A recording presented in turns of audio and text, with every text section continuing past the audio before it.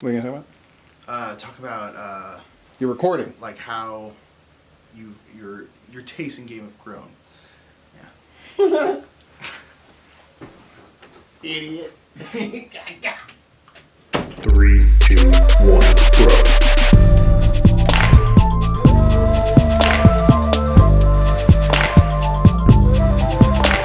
What's up, everybody? My name is Nick Murphy. I'm one half of the brothers Murph, and this is Metagame Minute. Metagame Minute is a weekly segment where Mike or I talk about anything we want to talk about in gaming. And this week, if you remember the little bumper at the beginning of this, I'm going to talk about how your tastes in games have changed over time. If they have changed over time, I guess it's possible that they haven't, but I find it a little bit hard to believe that you haven't morphed at all in terms of what kind of games you enjoy.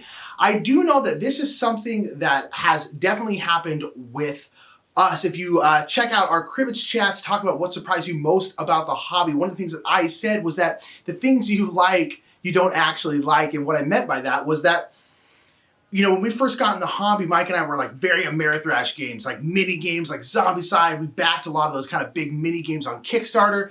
And as time has gone by, we've gotten rid of more and more and more and more of them, to the point where we only have we have Zombicide, Black Plague, we still have the others. That's pretty much it.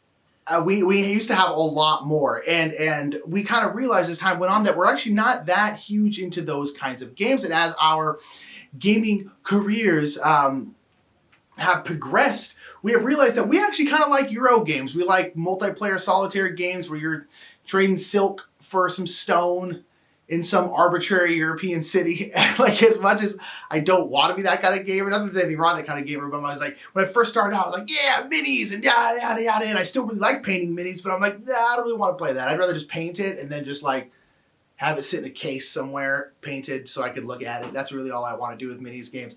And it's interesting to me that like so much of our taste of games have shifted, or rather maybe not so much shifted, or maybe you can think of it as you really discovered yourself. You know, you really discovered what it is you actually like, is especially because in the beginning of gaming, you kind of like everything. Not always everything, but you like most games because you kind of just don't really have a reference to go off of. You don't really know what kind of games you like yet. And so as everything comes along, everything is new. So you're like, oh, this is great. Oh, this is great. I've never seen that before. That's cool. I've never seen drafting before. That's really cool. Da, da, da. You kind of end up liking everything. As time goes on, you start to like less stuff. Or rather, it's not so much that you like less stuff. I just think you start to understand what it is you really want out of a game and what it is you really are looking for in a gaming experience. And I find that kind of progression, that kind of evolution interesting. And so, like I said, going back is like ours started out very Amerithrash, very like dudes on a map, area control, minis, that kind of stuff. That's what we're interested in. That's what we want to play because they're big, crazy, pretty. I like that kind of stuff. And as time has gone by, we have switched much more into what is characteristically known as Euro games, even to the point where, like, man, if I come across like a really dry Euro game that's kind of just got like some pasted on theme, I'm immediately like, ooh, that looks interesting. Even though I'm like, why am I into this like just game where you're just like shipping fish in a port? And I'm like, oh, that's cool. I wanna like the big theme games, but I don't know how much I actually do. Or I definitely like them, but they're not really my favorite anymore, and that's okay, because that's kind of been my progression through this gaming hobby. I've steered more into heavier and heavier games and more Eurocentric, mechanic-centric games, as opposed to themed games and like big minis games. And I'm okay with that, because whatever games you like to play, that's what you should play. And if you play even the smallest, tiny, lightest little filler game, you're a gamer. You're a true gamer. There's none of this crap of like, you're not a real gamer if you don't da-da-da-da-da, whatever. Get rid of like garbage out of your head.